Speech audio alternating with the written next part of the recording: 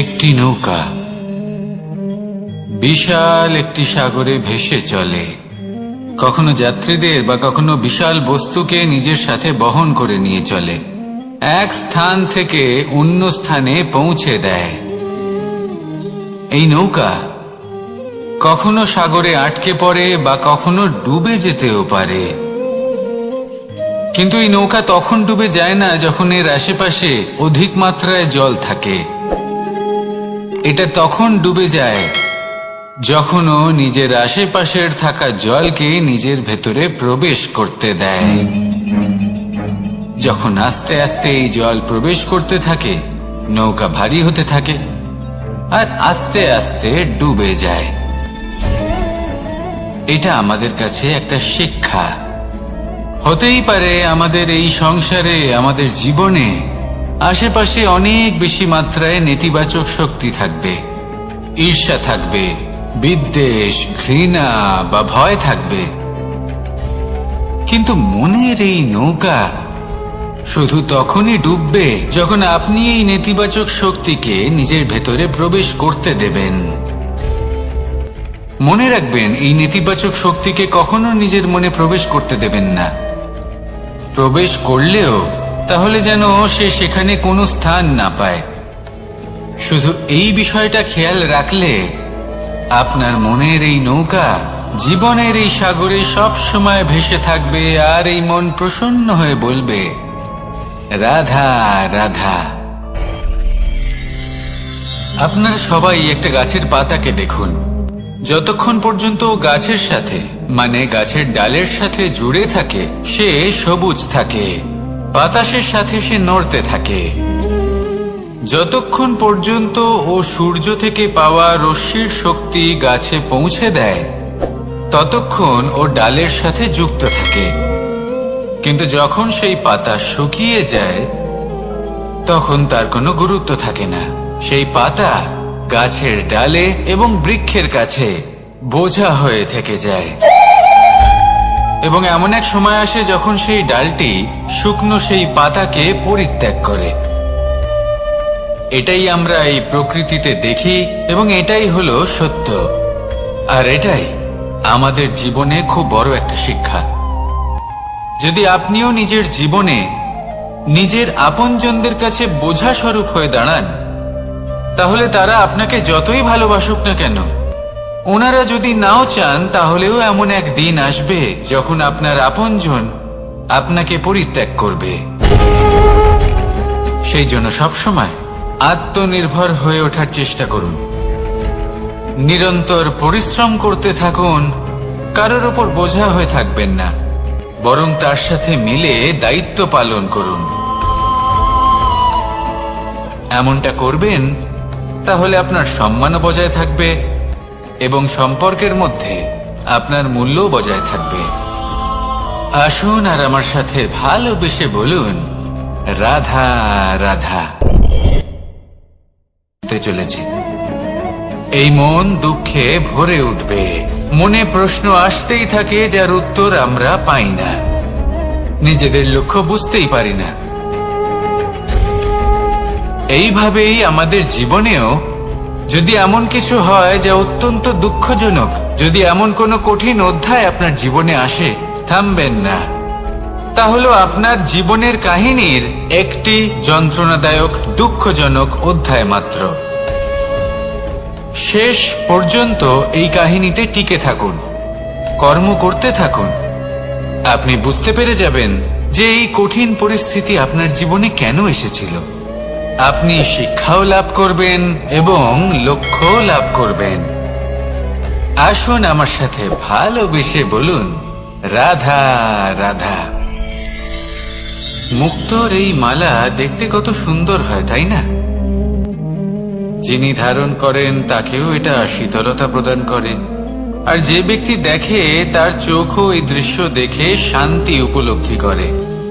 কিন্তু ভাবুন, যদি এমন কিছু হয় যে সুতো দ্বারা এই মুক্তোর মালা তৈরি হয়েছে সেটা কেউ ছিঁড়ে দেয়, তাহলে এই মুক্তোর মালা ছিঁড়ে যাবে আর সমস্ত মুক্তো মাটিতে পড়ে যাবে, ছড়িয়ে পড়বে। তখন কি আমরা এটা ভাববো যে এটা তো মাটিতে পড়ে থাকা বস্তু, এটা আমি তুলবো না? ভাববো না, তাই না? আমরা নিচু হয়ে একটা মুক্তো কুড়িয়ে নিই এবং আবার এদের সুতোর মধ্যে প্রবেশ করাই। কেন? কারণ এই মুক্তো হলো বহুমূল্য। এতে কোনো সন্দেহ নেই যে এই মুক্তো হলো বহুমূল্য। কিন্তু এর থেকেও অনেক বেশি বহুমূল্য হলো আমাদের জীবনে আমাদের সম্পর্ক, আমাদের বন্ধু বান্ধব। এই সম্পর্কেও কখনো কখনো বিবাদ হয়, মনোমালিন্য হয়, এগুলোও ছড়িয়ে যায়। আর সেই সময় এই মুক্তোর মতোই নত হয়ে আমাদের এই সম্পর্কগুলিকে হাতে তুলতে হবে, এদের জুড়তে হবে, এদের আগলে রাখতে হবে, কারণ এদের থেকে বহুমূল্য আর কিছুই নেই। আর যদি এই কাজটা আপনি শিখে নিতে পারেন, তাহলে আপনার জীবনের এই সম্পর্ক, এই বন্ধুত্ব সবসময় আপনাকে বল প্রদান করবে, আনন্দ প্রদান করবে। আর এই মন সুপ্রসন্ন হয়ে বলবে, রাধা রাধা।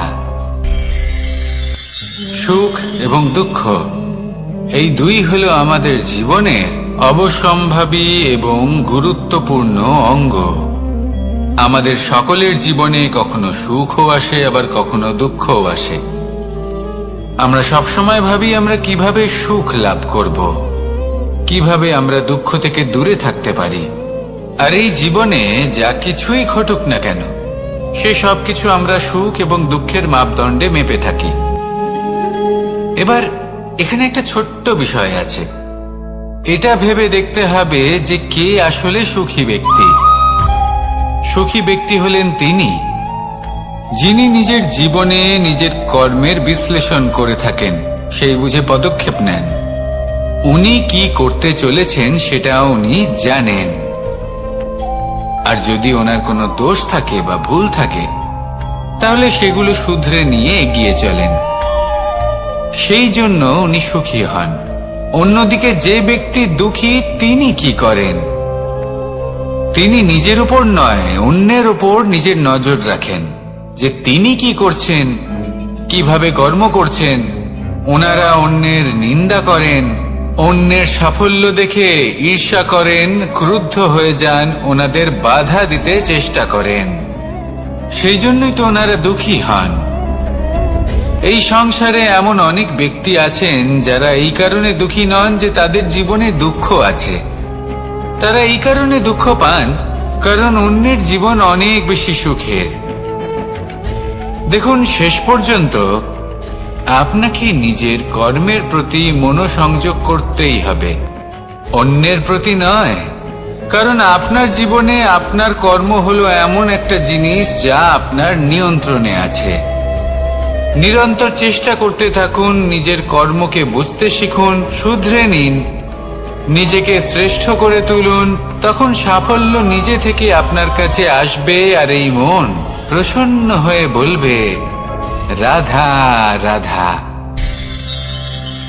এই সংসারে এমন কোন আবেগ আছে যা সবসময় কটু বলে মনে হয়, কিন্তু সবার শেষে এটি সব থেকে বেশি মধুর উপলব্ধি প্রদান করে, সব থেকে বেশি মধুর অনুভূতি প্রদান করে। উত্তর পেলেন? পেলেন না? আপনাকে একটা উদাহরণ দিই। যখন মাতা সীতাকে অপহরণ করা হয়েছিল, তখন শ্রীরাম অপেক্ষা করেছিলেন 4 মাস পর্যন্ত। উনি খুঁজতে চেয়েছিলেন, কিন্তু উনি ওনার খোঁজ বন্ধ রেখেছিলেন। কল্পনা করে দেখুন ওনার কতটা যন্ত্রণা হয়েছিল। উনি শুধু অপেক্ষা করছিলেন, কারণ তখন বর্ষা ছিল। অনেক দিন পর্যন্ত সূর্যের আলো দেখা যায়নি। উনি জানতেন এরকম সময় বানর সেনার পক্ষে বনের মধ্যে পথ খোঁজা খুবই কঠিন কাজ হবে। সাগর পার করা অত্যন্ত কঠিন হয়ে দাঁড়াবে। তারা হয়তো বনের মধ্যে পথ হারিয়ে ফেলবে। উনি অপেক্ষা করলেন, আর এই অপেক্ষার ফল হিসেবে উনি কি লাভ করলেন? সাগরে সেতু নির্মাণ করলেন, এবং মাতা সীতাকে সসম্মানে আবার ফিরিয়ে আনলেন। যদি শ্রীরাম অপেক্ষা না করতেন তাহলে হয়তো এই সব কিছু কখনোই সম্ভব হতো না। এটাই হলো শক্তি ধৈর্যের। এটাই হলো আমাদের কাছে শিক্ষা। এই ধৈর্যই প্রত্যেকবার আমাদের অত্যন্ত কঠিন বলে মনে হয়।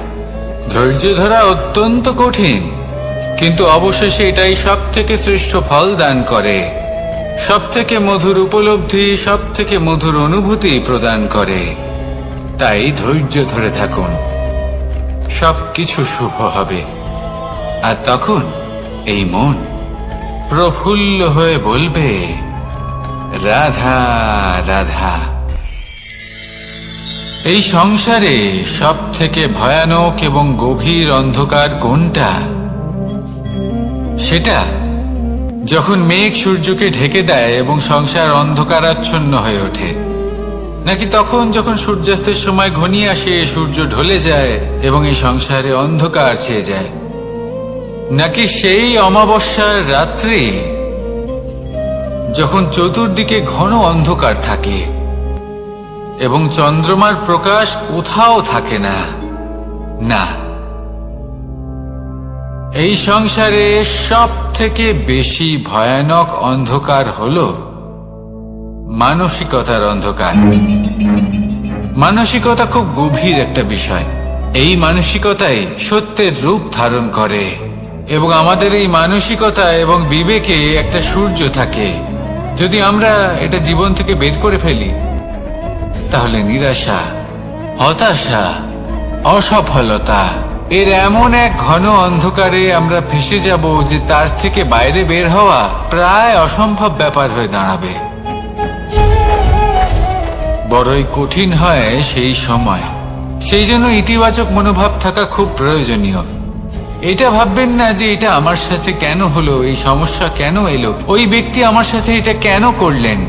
এটা ভাবুন যে আমি জীবনে যে পরিস্থিতিতে দাঁড়িয়ে আছি তার থেকে আমি ঠিক কিভাবে বাইরে বেরোতে পারবো। যতই ঘন অন্ধকার থাকুক না কেন, খুব ছোট একটা প্রদীপের প্রকাশ আমাদের পথপ্রদর্শক হয়ে দাঁড়াতে পারে। আর আমাদের জীবনে এই ছোট্ট একটা প্রকাশ হলো আশা। এই আশার একটি কিরণ আমাদের অত্যন্ত গাঢ় অন্ধকারেও পথ দেখাতে পারে। তাই এই আশাকে সব সময় মনে প্রজ্বলিত করে রাখুন। গাঢ় থেকে গাঢ় অন্ধকারের সাথে, কঠিন থেকে কঠিনতর সমস্যার সাথে লড়াই করুন, সামনে এগিয়ে চলুন, আর আমার সাথে ভালোবেসে বলুন, রাধা রাধা। এই সংসারে যখনই কোনো সমস্যা আসে তখন আমরা আমাদের সব থেকে বড় সম্বলের কাছে আশ্রয় খুঁজি, তা হলো আমাদের বিশ্বাস। এবার প্রশ্ন হলো এটাই যে এই বিশ্বাস কার উপর করা যেতে পারে? পরিবারের উপর, বন্ধুর উপর, নাকি তাদের উপর বিশ্বাস করা উচিত যাদেরকে আমরা কখনো সঙ্গ দিয়েছি? দেখুন, এই সংসারে বিপদের সম্মুখীন হলে কে আপনাকে সাহায্য করবে সেটা নির্বাচন করা আপনার হাতে নেই। সেটা সেই সকল ব্যক্তির উপর নির্ভরশীল যে তারা আপনাকে সাহায্য করবে নাকি করবে না। অর্থাৎ যখনই কোনো বিপদ আসে সর্বপ্রথম তার সম্মুখীন আমাদের নিজেকেই হতে হয়, আর তার জন্য প্রস্তুত থাকা প্রয়োজনীয়। সেই শক্তি, সেই সাহস অর্জন করা প্রয়োজনীয়। দেখুন, যখনই অন্ধকার আসে তখন সবার আগে কে আপনাকে ত্যাগ করে চলে যায়? আপনার নিজেরই ছায়া। এই অন্ধকারের সম্মুখীন হতে হয় অন্তরের প্রদীপের দ্বারা, অন্তরের আত্মা দ্বারা। তবেই আপনি অন্ধকারের ওপর জয়লাভ করতে পারবেন। সেই জন্য যে বিপদই আসুক না কেন, নিজেকে তার জন্য প্রস্তুত রাখা উচিত। সেই সাহস নিয়ে আসুন। এমন কোনো বিপদ নেই যা আপনাকে ভেঙে দিতে পারে। আসুন আমার সাথে ভালোবেসে বলুন, রাধা রাধা। আমাদের সকলের জীবনেই দুই ধরনের ব্যক্তি থাকেন, বন্ধু এবং শত্রু। তারা হলেন আমাদের প্রিয় বন্ধু, যারা আমাদের জীবনে সবসময় আমাদের পাশে থাকেন। কখনো কখনো আমরা তাদের জন্য কিছুই করি না, তাও তারা আমাদের আনন্দ প্রদান করেন, ভালোবাসা প্রদান করেন। আর অন্যদিকে থাকে আমাদের শত্রু। দেখতে গেলে যখন আমরা জন্ম নিই তখন কিন্তু আমাদের কোনো বন্ধু থাকে না, আমাদের কোনো শত্রুও থাকে না। কিন্তু যত ধীরে ধীরে আমরা জীবনে এগোতে থাকি, আমাদের বয়স বাড়তে থাকে, তখন আমাদের বন্ধু আর শত্রু এই দুইয়ের সংখ্যা বাড়তে থাকে। আর সেই সবকিছু নির্ভর করছে আমাদের কথার ওপর এবং আমাদের ব্যবহারের ওপর। এবারে আপনি যদি কোনো ব্যক্তিকে স্বাগত জানান উদার চিত্তে, ভালোবেসে, তাহলে সেই ব্যক্তি আপনার বন্ধু হবেই হবে। কিন্তু যদি আপনি নিজে হাতে কাউকে সামনে অগ্রসর হতে বাধা দেন, বিনা কারণে তার সাথে খারাপ ব্যবহার করেন, তাহলে তার মনে শত্রুতার বোধ অবশ্যই জেগে উঠবে। আর রইল বিষয় কথার, যদি আপনার কথা মধুর হয় তাহলে সবাইকে আপনি আপন করে নিতে পারবেন। এই কথাই যদি কটু হয় তাহলে আপনার আপনজনেরাও দূরে চলে যেতে পারে। তাই নিজের কথার ওপর সংযম রাখুন এবং নিজের আচরণ উদার করে তুলুন। জীবনে সুখই সুখ থাকবে। আসুন আমার সাথে ভালোবেসে বলুন, রাধা রাধা। একদিকে হলো আঙুর আর অন্যদিকে কিশমিশ। দেখতে গেলে এই দুটোই সবারই খুব প্রিয়। শিশু হোক, যুবক হোক বা কোনো বৃদ্ধ ব্যক্তিই হোক না কেন। আর দেখতে গেলে এই কিশমিশ, এটা আঙুর থেকেই আসে, তারই অন্য একটি রূপ। কিন্তু কখনো হাটে যান আর গিয়ে জিজ্ঞেস করুন যে এই কিশমিশ আর আঙুর, এই দুইয়ের মধ্যে অধিক মূল্য কার?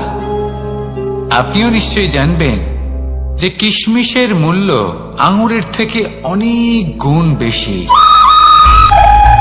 এবার এরকম কেন হয়? এর পেছনে কি কারণ থাকতে পারে? একদিকে হলো সেই আঙুর যা টাটকা অবস্থায় গাছ থেকে পেড়ে খাওয়া যায়, আর অন্যদিকে হলো কিশমিশ যাকে মাসের পর মাস রোদে ফেলে রাখা হয়। একদিকে আঙুর যা কিনা অত্যন্ত রসালো, আর কিশমিশে কোনো রসই নেই। একটি হলো অত্যন্ত কোমল এবং সুন্দর, অন্যটি অমসৃণ এবং তাতে বিন্দুমাত্র সৌন্দর্য নেই, তাও তার মূল্য বেশি। এইসব কেন হয়? এই কারণেই হয় কারণ সেই আঙুর অনেক মাস পর্যন্ত রোদ সহ্য করে থাকে, কষ্ট সহ্য করে থাকে, তবেই সেই আঙুর কিশমিশে পরিণত হয়। এবার জীবনের কড়া রোদ যাকে সহ্য করতে হয়, তার সাথেও এটাই হয়ে থাকে। তারও মূল্য আপনা থেকেই বৃদ্ধি পায়। আপনার জীবনে আপনার গুণ, আপনার প্রতিভা, তা অত্যন্ত গুরুত্বপূর্ণ। কিন্তু যখন আপনি অভিজ্ঞতা লাভ করেন, তখনই সেই অভিজ্ঞতা আপনার গুণ এবং প্রতিভাকে আরো অনেক বেশি শ্রেষ্ঠ করে তোলে। তাই জীবনের কঠোর রোদের মধ্যেও দাঁড়িয়ে থাকাটা শিখে নিন। সাহসের সাথে কঠিন পরিস্থিতির সম্মুখীন হওয়াটা শিখে নিন। ঠিক এইভাবেই অভিজ্ঞতা লাভ করতে হয়, আর এই অভিজ্ঞতা আপনার মূল্য বৃদ্ধি করতেই থাকবে, করতেই থাকবে। আর তখন এই মন প্রসন্ন হয়ে বলবে, রাধা রাধা। এই সংসারে সব থেকে বড় ব্যক্তি কে? আপনি বলবেন, এই কেমন ধরনের প্রশ্ন? কিন্তু এটা হলো সব থেকে উচিত প্রশ্ন। কেউ এর উত্তর দেবে যে সেই মহাপ্রতাপী রাজা, তিনি হলেন সব থেকে বড় ব্যক্তি। সেই বড় রাজনীতিবিদ, তিনিই সব থেকে বড় ব্যক্তি। আমি আপনাকে জানাই যে সংসারের সব থেকে বড় ব্যক্তি হলেন তিনি, যার সাথে দেখা করলে আপনি নিজেকে ছোট মনে করবেন না। কোন ব্যক্তি যিনি সব থেকে বেশি শক্তিশালী, আপনি যদি তার সামনে যান, তাহলে উনি আপনার অন্তরের শক্তিকে বাইরে বের করে আনবে। আপনার অন্তরে লুকিয়ে থাকা শক্তিকে জাগ্রত করতে প্রেরণা প্রদান করবে।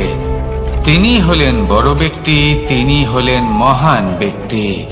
তিনি নন যিনি নিজের বল এবং ঐশ্বর্য দ্বারা আপনাকে তার সামনে ছোট প্রমাণ করবেন। এবং সেই জন্য মহাদেব আমার আরাধ্য হলেন আমার খুব প্রিয়। কারণ রাজা হোক বা ফকির, কেউ যদি ওনার সামনে যান তাহলে সে নিজেকে ছোট মনে করেন না।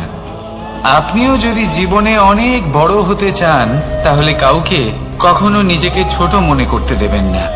তার অন্তরে বড় হয়ে ওঠার প্রেরণা প্রদান করুন। আসুন আমার সাথে ভালোবেসে বলুন, রাধা রাধা। এই সংসারের সব থেকে বড় সুখ কি?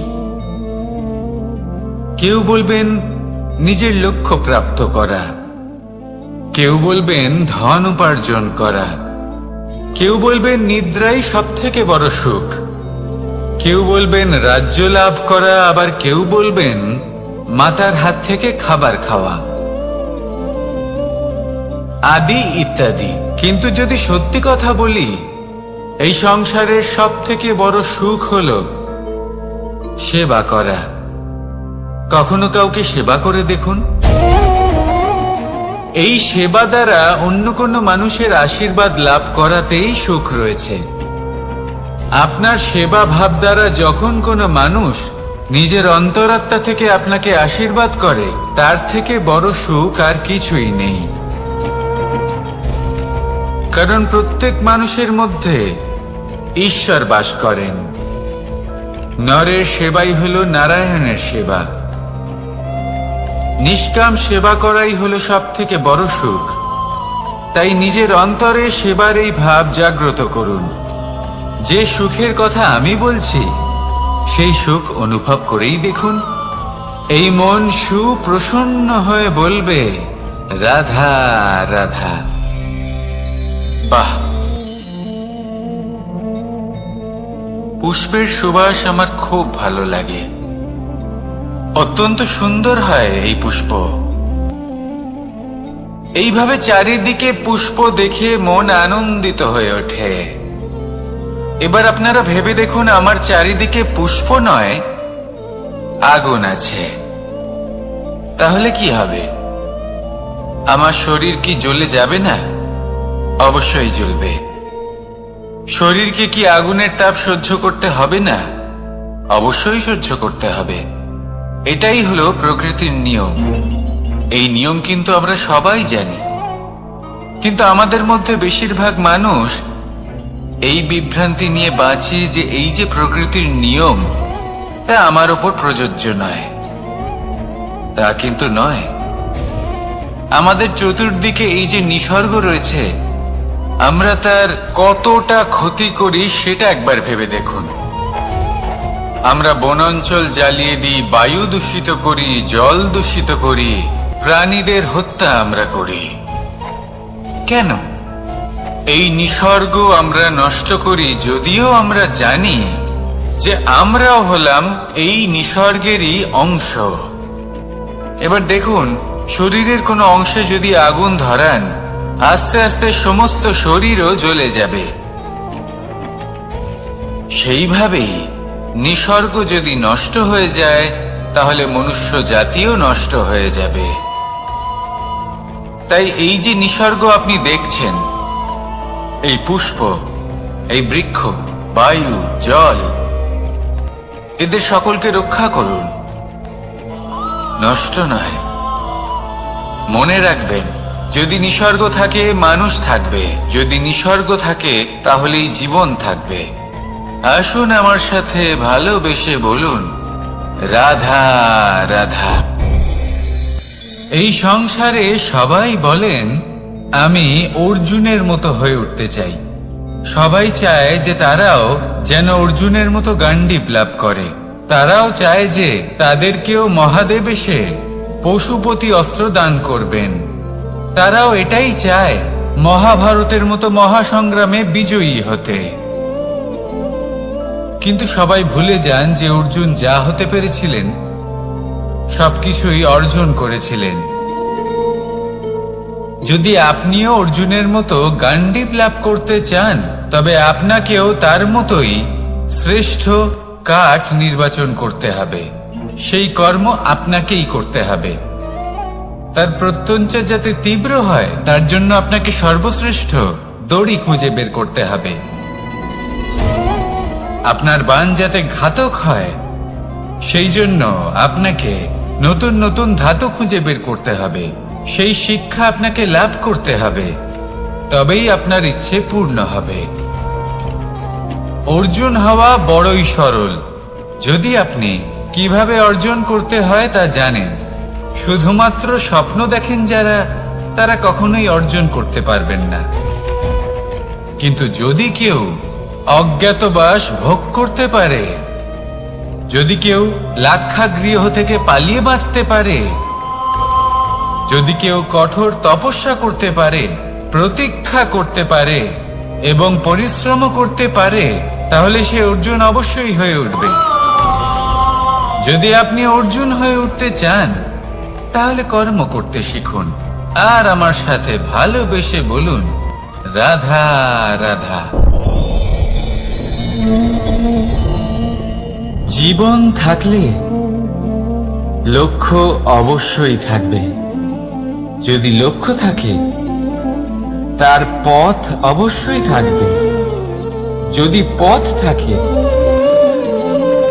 তাহলে বাধা অবশ্যই থাকবে।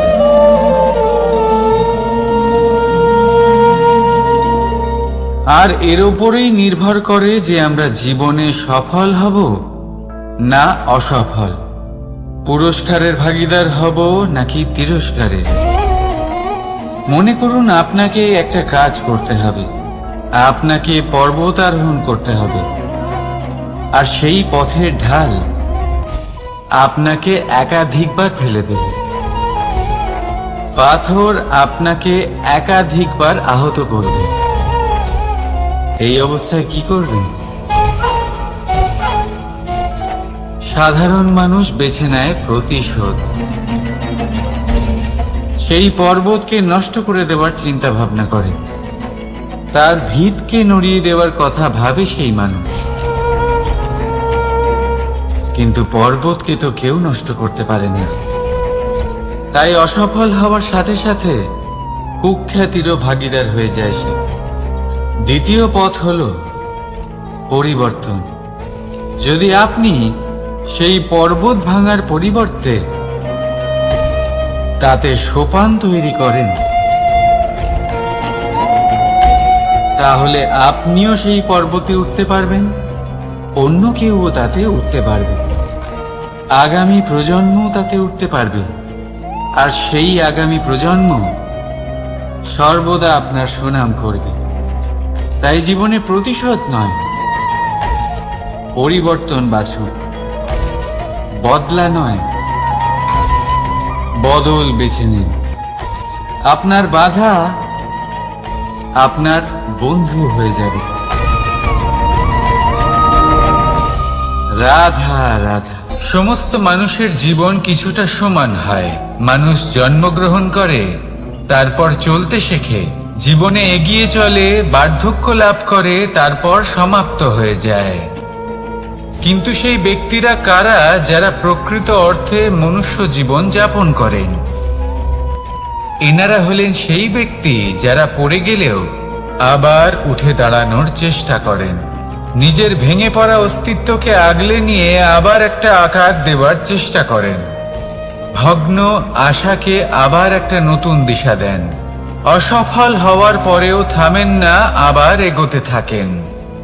অসফল হওয়ার পরে যদি আপনি থেমে যান তাহলে সাফল্য আপনার সামনে অপেক্ষা করে, কিন্তু আপনি তা দেখতে পান না। তাই জীবনের সংঘর্ষে অংশগ্রহণ করতে শিখুন। জীবনের সংঘর্ষ থেকে পালাবেন না। আসুন আমার সাথে ভালোবেসে বলুন, রাধা রাধা। একবার একটা শেয়াল বনে বিচরণ করছিল। ও একটা ছোট্ট শাবক দেখতে পেল। ও ভাবলো, আজ একেই আমি খাবার হিসেবে গ্রহণ করব।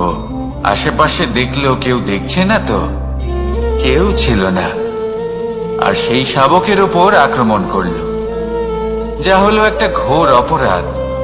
বনের নিয়ম অনুসারে আপনি কখনোই শাবকের উপর আক্রমণ করতে পারেন না। তারপর এই খবরটা যখন রাজা সিংহ জানতে পারলেন, সভার আয়োজন করলেন। কিন্তু সেখানে শেয়াল বলল, আমি তো এরকম কিছু করিনি। কিন্তু যদি আপনি এরকম বলেন, কোনো প্রমাণ দিন, এর কোনো সাক্ষী আছে? তখন রাজা সিংহ পেঁচাকে ডেকে পাঠালেন, যে সেই মুহূর্তে বৃক্ষের শাখার ওপর বসেছিল, সে সব কিছু দেখেছিল। পেঁচা সব সত্যি কথা বলল, আর শেয়ালকে মৃত্যুদণ্ড দেয়া হলো। এবার এই কাহিনী আমি আপনাকে কেন শোনালাম? কারণ মানুষও কখনো কখনো এরকম কর্ম করেন যা শিয়াল করেছে। এটা ভাবেন কেউ দেখছে না, যখন আমি অনুচিত কর্ম করতেই পারি।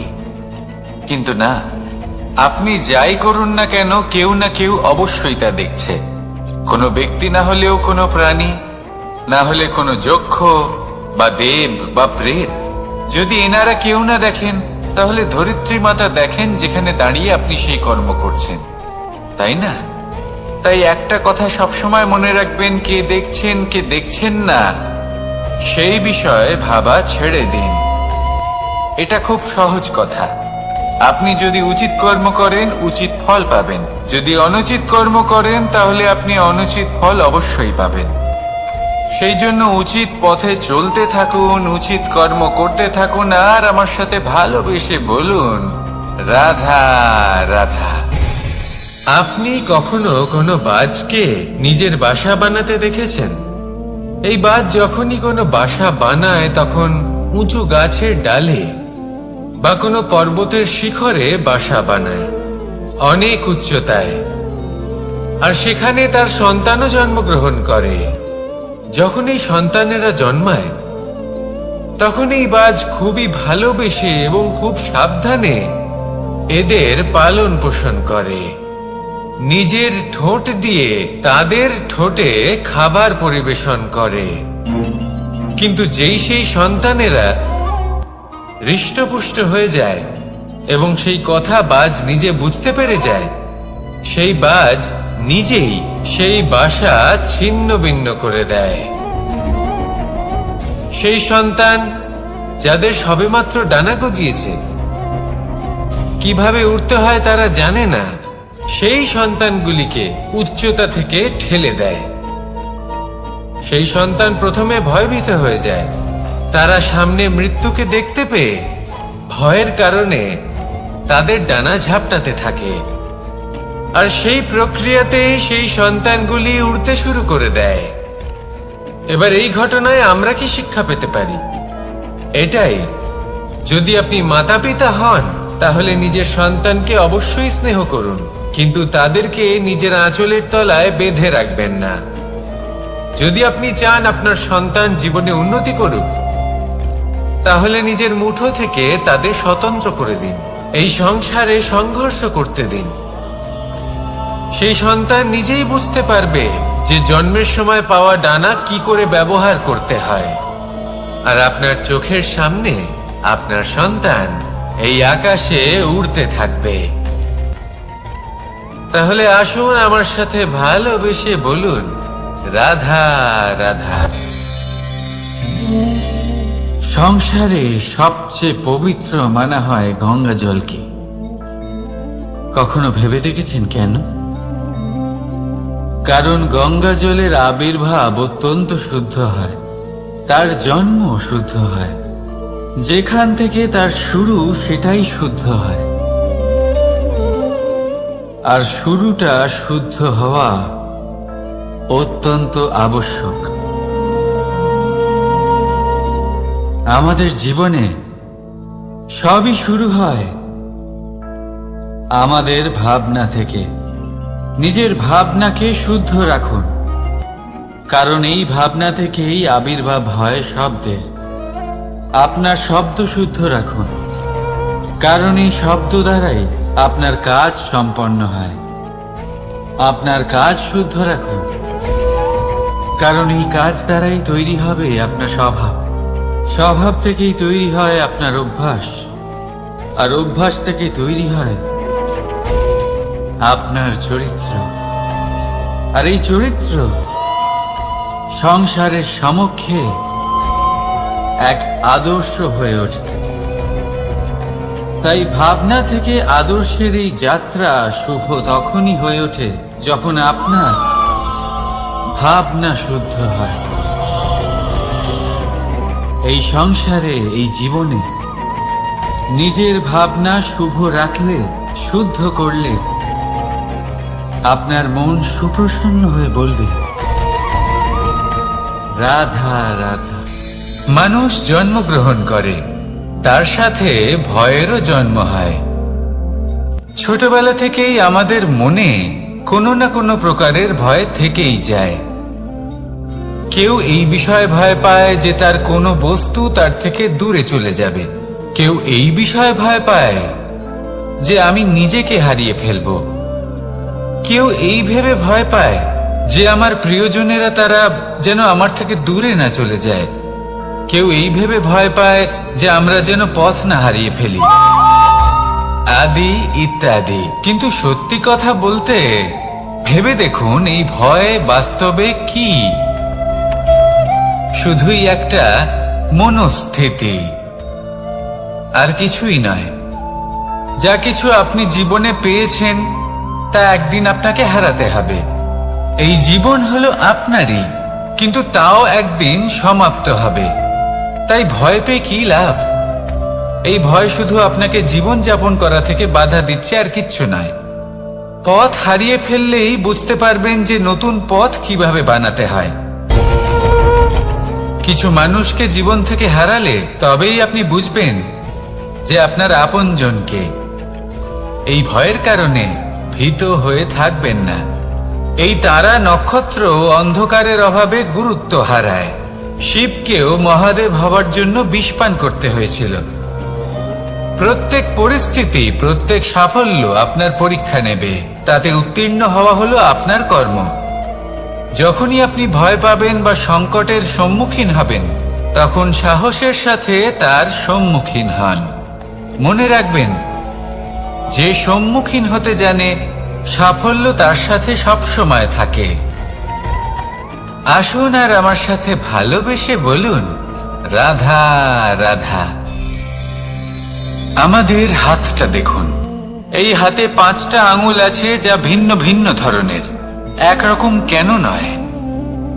কারণ হলো প্রত্যেকের নিজের নিজের গুরুত্ব আছে, নিজের নিজের মাহাত্ম্য আছে।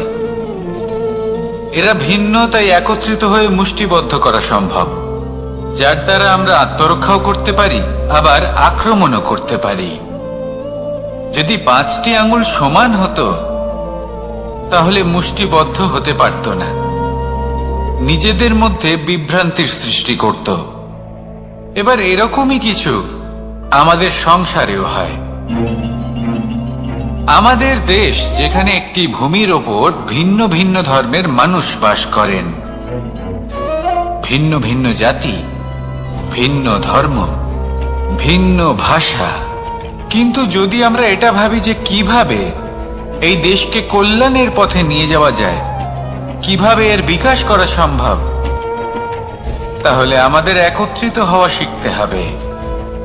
যেইভাবে 5টা আঙুল একত্রিত হয়, মুষ্টিবদ্ধ হয়, সেইভাবেই আপনার যে ভাষাই হোক, যে ধর্মই হোক, যে জাতি হোক না কেন, ঠিক আছে, আবশ্যক হলো আপনার নিজের কর্মভূমির সাথে, আপনার ধরিত্রীর সাথে যুক্ত থাকা, সাথে থাকা। তবেই দেশের উন্নয়ন সম্ভব। তবেই এই দেশ স্বতন্ত্র থাকবে, সফল হবে, আর এই মন প্রসন্ন হয়ে বলবে, রাধা রাধা। আমাদের সকলের জীবনে একটা লক্ষ্য থাকে যেটা আমরা লাভ করতে চাই। ঠিক যেন একটা প্রতিস্পর্ধা বিদ্যমান যে কে সব থেকে আগে নিজের লক্ষ্যে পৌঁছতে পারবে। আর সেই জন্য আমরা সকলেই খুব তাড়াতাড়ি এগোতে চেষ্টা করি, বড় এবং দীর্ঘ পদক্ষেপ ফেলি, যাতে তাড়াতাড়ি নিজের লক্ষ্যে পৌঁছতে পারি। কিন্তু এক অত্যন্ত গুরুত্বপূর্ণ বিষয় আছে। সবসময় লক্ষ্য সামনে থাকবে না, কখনো কখনো তা খুঁজতে হয়। এই যাত্রা খুব কঠিন হতে পারে। আর ঠিক এই কারণেই সবসময় দ্রুত গতিতে চলা বা তাড়াতাড়ি পথে চলা সেটা আবশ্যক নয়। তার থেকেও বেশি গুরুত্বপূর্ণ হলো ভেবেচিন্তে তারপর পথ চলা। যদি ভেবেচিন্তে পদক্ষেপ ফেলেন, চলতে পারেন, তাহলে সেটাই সর্বশ্রেষ্ঠ